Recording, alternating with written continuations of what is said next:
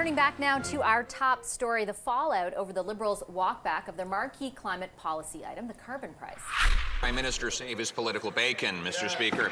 And we know that because he's now admitted that his carbon tax is not worth the cost of oil for some people in some regions. Mr. Speaker, the Leader of the Opposition is making a serious mistake if he thinks that Canadians are not concerned about the environment. The issue dominated debate in the House this week with a vote set for tomorrow on a Conservative motion to exempt all home heating fuels from the federal carbon tax. The NDP say they'll support that motion, though the motion isn't binding.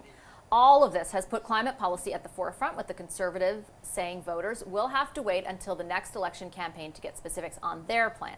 So what are the wider political implications of the carbon tax carve-out controversy? The Scrum is here to answer that question. Judy Trinh is a reporter for CTV National News. Paul Wells is a journalist and author, and David Coletto is the CEO of Abacus Data. Hi, everybody. Great to see you today. David, I will start with you because you've done some really granular polling in Atlantic Canada, and I thought just to help inform the conversation as it has unfolded throughout this program, how pronounced of an impact did the carbon tax have as of its imposition July 1st on public opinion polling in Atlantic Canada?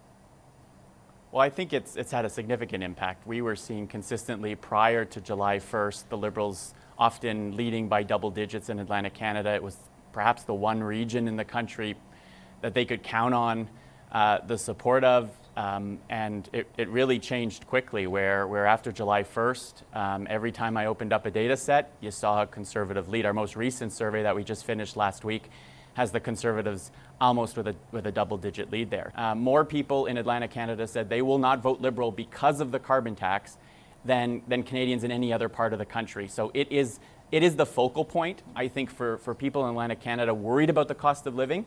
It was this perfect storm, this perfect issue that started to show up.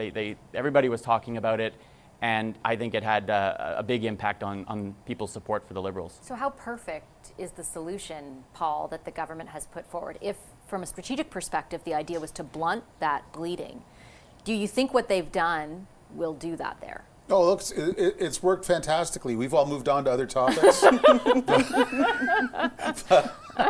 Holy cow. So the deal is, if I live in rural Nova Scotia, I have to take out a loan for a heat pump, secure in the knowledge that the carbon tax I don't have to pay this year, it will be bigger when I do have to pay for it in 3 years.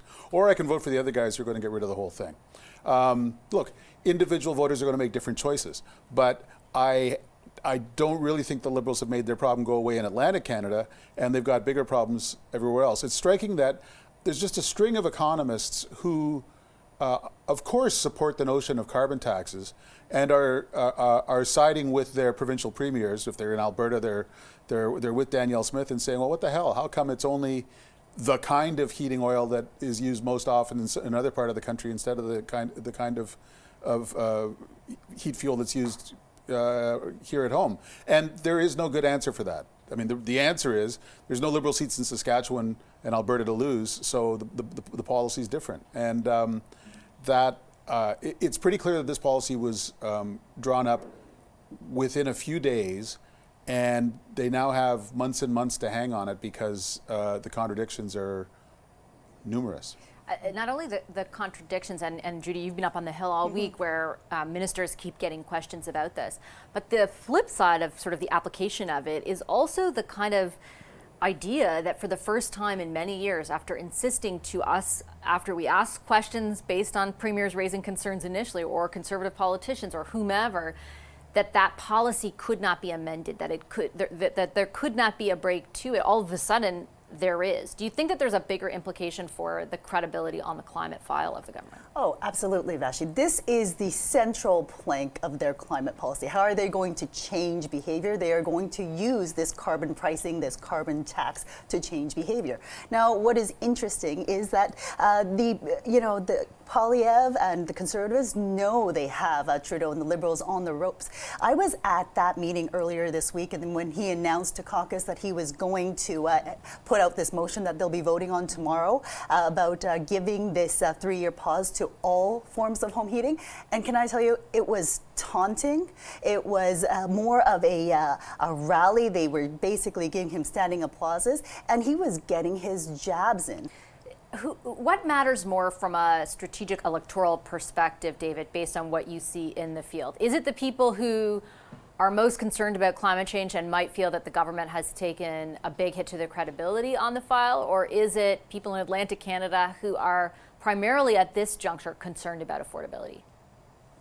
Well, I think it's, when you ask people whether they care about the cost of living is by far front and center to people. It's what's much more likely to keep them up at night when we ask that question in that way. Climate change is important, but it's nowhere near it. But I think the problem for the Liberals is they took an issue where they were leading on, when you ask people who do you think's best on, which is climate change, and they played into the conservative framing of it, which means to take action on climate change means it's more expensive for you. Instead of using this as an opportunity to perhaps provide relief in another way to people feeling that financial pressure, but still be able to go out and say, we are the best party on climate, the Conservatives have no plan, and we're going to do more to encourage people to change their behaviors. So I think what's happened is the Conservatives continue to set the agenda, the Liberals are on defense, and the result is, to Paul's point, a policy that's mangled and complicated and actually probably